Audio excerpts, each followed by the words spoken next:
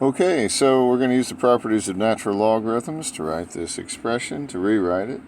And the first thing we need to focus on is what is the exponent? Well, the exponent is asking for an exponent, so that's kind of double speak. But anyway, what is the natural log? I need to know what that is. So the natural log of e says, we don't write the e down here. Base e, natural log means base e. What do I have to raise e to get e? Well, the answer is 1. If I raise e to 1, I get my desired result, which I write right there. That's the argument of the logarithm. What do I have to raise e to get e? 1. Okay, so instead of writing this, I'm going to write 1.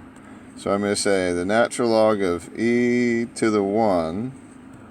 And this is asking me, what do I have to raise my base to, e, to get e to the 1? And you say it's right there, it's 1. So the answer is 1. It's kind of painful, it's so simple. As we expand these expressions, remember the properties that if we're multiplying two arguments, we can split them up by adding their logarithms. If we are dividing, we can split them up by subtracting the bottom one from the top one. And then also remember the out front rule. If I have an exponent, I can put it out front. Okay?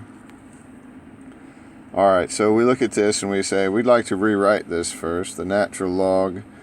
And remember, the natural log is the same thing as the log base e, but don't write log base e.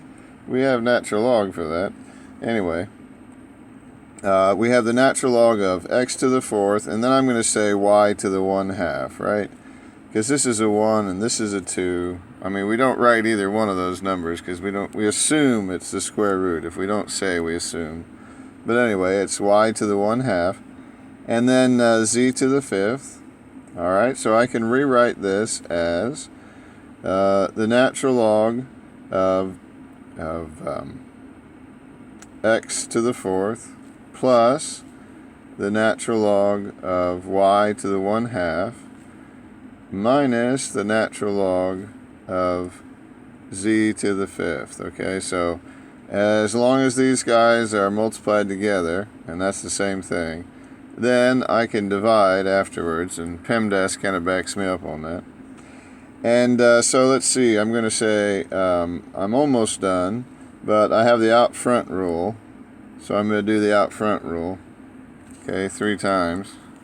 So I'll say 4 times the natural log of x plus 1/2 times the natural log of y minus 5 times the natural log of z. And there we are. All changed and expanded. I think they're calling that expanded. Yes.